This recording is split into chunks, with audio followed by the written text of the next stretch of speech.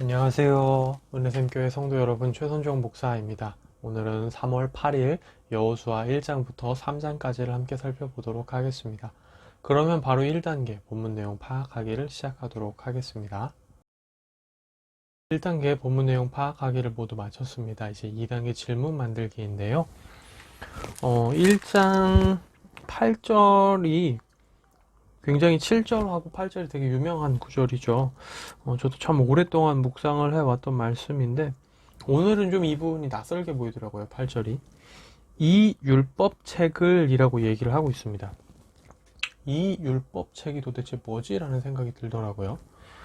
우리가 지금 성경을 읽는 기준에서는 이 율법책이라고 한다면 뭐 여호수아, 성경 이렇게 생각을 해볼 수 있는데 당시 이 여호수아가 하나님의 말씀을 들을 당시를 생각을 해본다라고 한다면 하나님에게 말씀을 듣는데 이 율법책이라는 표현이 좀 어색해 보이는 거죠.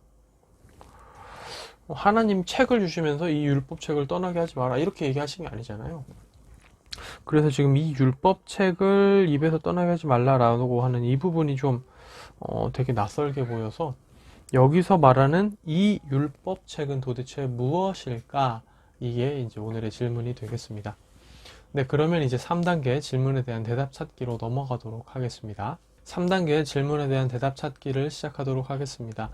이 부분에 있어서 주석들이 잘 말을 안 하더라고요. 그냥 율법을 얘기를 한다라고 이제 많이 얘기를 하고 넘어가던데 한 권에서는 이제 이야기를 하더라고요. 그리고 이제 또 다른 데서는 토라에 대한 얘기를, 율법에 대한 얘기를 하고 있어서 이제 그걸 가지고 우리가 좀 생각을 해볼 수 있었던 것 같은데요. 첫 번째는 이 율법책이라는 표현에 대해서 먼저는 이제 모세 오경을 얘기한다고 할 수 있습니다. 그러니까 모세가 죽기 전에 모세가 쓴 모세 오경을 지금 여호수아가 가지고 있는 거죠.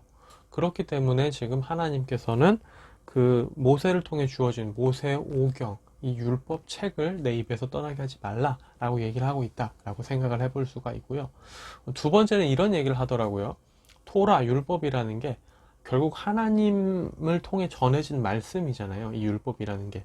그렇기 때문에 하나님을 통해 이렇게 나오는 말들이 그대로 토라가 될 수 있으니까 이 율법책이라고 하는 것은 어떻게 보면 하나님께서 여호수아에게 지금 말하고 있는 것과 앞으로 말할 내용들을 기록한 것, 이렇게도 생각을 해볼 수가 있다라는 겁니다. 그러니까 이제 첫 번째 해석으로 보자면 이 율법책이라는 것은 모세 오경을 얘기를 하는 거고, 두 번째 해석은 여호수아서의 내용을 얘기를 하는 건데요. 여호수아서 내에서 하나님이 하신 말씀들을 얘기를 하는 건데 제 개인적으로는 첫 번째가 맞지 않을까 싶어요. 모세가 기록한 모세 오경을 두고 하나님이 말씀하시는 게 아닌가라는 생각이 들어서 저는 그렇게 좀 생각을 하게 되는 것 같습니다. 그리고 사실 크게 봤을 때는 큰 문제는 없어요. 이 율법책이 가리키는 대상이 뭐냐는 상관없이 우리가 뭐 모세 오경은 받아들이고 여호수아는 안 받아들이고 그런 게 아니잖아요. 모두 다 성경으로 받아들이고 모두 다 하나님이 하신 말씀으로 받아들이고 율법으로 받아들이기 때문에 큰 문제는 없습니다. 크게 봤을 때 이거를 뭐 굳이 모세 오경에서만 나오는 율법이 아니라 구약 전체 그리고 신약 전체에서 나오는 하나님의 말씀과 뜻으로 우리가 받아들일 수 있는 거잖아요. 그러니까 크게 본 문제는 없는데 그냥 사소한 어떻게 보면 질문거리가 생겨서 이걸 한번 찾아보는 시간을 가져봤습니다. 네, 그러면 이제 4단계 본문 묵상하기로 넘어가도록 하겠습니다. 4단계 본문 묵상하기까지 모두 마무리가 됐습니다. 이제 마지막 5단계 적용하기인데요. 보통 저는 이 부분을 읽을 때는 2장을 좀 많이 묵상을 하는 편이었던 것 같아요. 이제까지 제가 쭉 통독을 해왔던 이제 옛날들을 생각을 해보면요. 근데 이제 오늘은 제가 작년이었을 겁니다. 작년 제 기억이 맞다면 수요 예배 때인 것 같은데요. 수요 예배인가? 예, 그랬던 것 같아요. 제 기억이 맞으면 수요 예배 때인가 언제 한번 제가 이 여호수아 2장 본문을 가지고 한번 설교를 한 적이 있는데 거짓말에 대한 라합의 거짓말에 대한 거였는데요. 오늘은 2장보다는 좀 3장 뒷부분을 많이 묵상을 하게 됐습니다. 여기도 제가 읽을 때 좀 종종 묵상하던 부분인데, 오늘은 딱 어떤 부분이 제일 눈에 들어왔냐면요. 3장 16절하고 17절인데, 요단강을 건널 때, 이 언약궤를 맨 제사장들이 들어가니까 마치 홍해가 갈라졌듯이 물이 또 갈라지는 사건이 벌어지죠.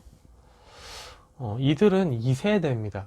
그러니까 1세대는 직접적으로 홍해를 갈라진 걸 보고 건너왔던 세대죠. 2세대는 광야에서 태어났기 때문에 그 얘기를, 홍해가 갈라졌던 얘기를 듣기만 했지, 혹은 너무 어려서 기억을 못할 만한 때였지, 직접 자기가 이제 어른으로서 이런 걸 경험하지 못했었거든요. 진짜 광야에서 태어난 세대는 전설 같은 얘기였을 겁니다. 그런데 그와 굉장히 유사한 일이 또 벌어진 거죠. 자기들 눈앞에서. 이번에는 언약궤가 그 요단강에 들어가니까 갈라졌습니다. 저도 예전에 이제 이스라엘을 갔을 때, 뭐 지금과 이제 그때가 완전히 똑같지는 않겠지만, 또 그리고 구간마다 좀 차이는 있겠지만, 이게 또 수량이 많고, 또, 폭이 넓은 데는 꽤 어느 정도 거리가 되더라고요. 그러니까 이게 요단강이, 그러니까 사실 이스라엘 같은 이 중동에서는 강이라는 개념이 조금, 제가 언젠가 한번 말씀을 드린 적이 있는 것 같은데, 좀 우리가 생각하는 강하고 좀 다른 부분이 있습니다.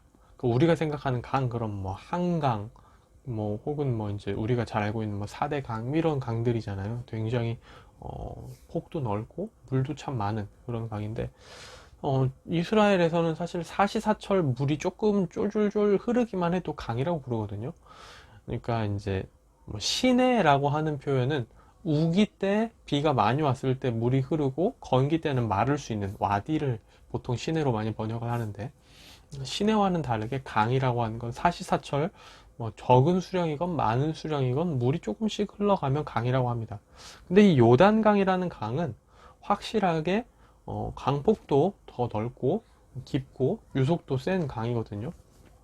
물론 제가 이제 요단강을 다 보지도 못했고, 지금의 요단강과 그 과거의 요단강은 물론 좀 완전히 똑같을 수는 없겠지만, 이제 그런 강은 분명하게 갈라졌을 때 유의미한 변화가 확연히 나타나는 상황이었을 겁니다. 이 얘기를 사실 하고 싶었던 겁니다. 좀 긴 설명을 드렸는데, 강이, 요단강이 갈라진 것은 분명히 홍해가 갈라지는 것만큼의 어떤 뭐 드라마틱한 효과는 아니었을지 몰라도, 충분히 광야 생활만 하던 자들에게는 홍해가 갈라지는 그게, 들었던 이야기가 눈앞에서 펼쳐지는 게 충분히 오버랩 될 만한 사건이었을 것 같아요. 충분히 이들은 그 일이, 과거에 일어났다는 일이 사실이었음을 깨닫고, 자기 눈앞에서 그 하나님이 지금도 우리에게 똑같은 일을 하신다는 것을 깨달을 수 있을 만큼의 그 효과를 줬을 것 같거든요. 그걸 생각해 보면서 지금 우리를 또 생각을 해보게 되는 거죠. 과거에 홍해를 가르셨던 하나님이 이번엔 요단강을 가르십니다. 동일한 하나님이죠. 이스라엘은 세대가 흘렀습니다. 그때 홍해를 갈랐던 시대에 살았던 성인들은 다 죽었습니다. 2명 빼고 다 죽었죠. 갈렙과 여호수아 빼고 다 죽었습니다. 그런데 하나님은 변함이 없으십니다. 홍해를 가르셨던 그 하나님이 이번에는 요단강을 가르십니다. 성경 속에 나타나는 하나님을 우리가 보죠. 때로는 거리감이 느껴집니다. 아니, 왜 이 당시엔 이렇게 많은 기적을 베푸셨고, 이 당시엔 이렇게 직접 얘기하시고, 이 당시엔 이렇게 하셨는데 왜 지금 우리한테 이러지 않으시지? 라는 생각이 들기도 하죠. 우리가 이스라엘 민족이 아니라 그런가? 이런 생각이 들 때도 있고요. 하나님이 우리 하나님이 아닌가? 이런 생각이 들 때도 있습니다. 지금과 하나님, 그때 하나님은 다른 분인가? 능력이 없으신가? 능력이 떨어지셨나? 무슨 변화가 있었나? 뭐 여러 가지 생각이 들 수도 있죠. 근데 아니라는 겁니다. 그때의 하나님은 지금도 동일하신 하나님이신 거죠. 당시에 이스라엘의 삶에 역사하시고 이스라엘의 삶에 개입하셨던 그 하나님은 지금 우리의 삶에도 동일하게 개입하시고 역사하시는 하나님이라는 거죠.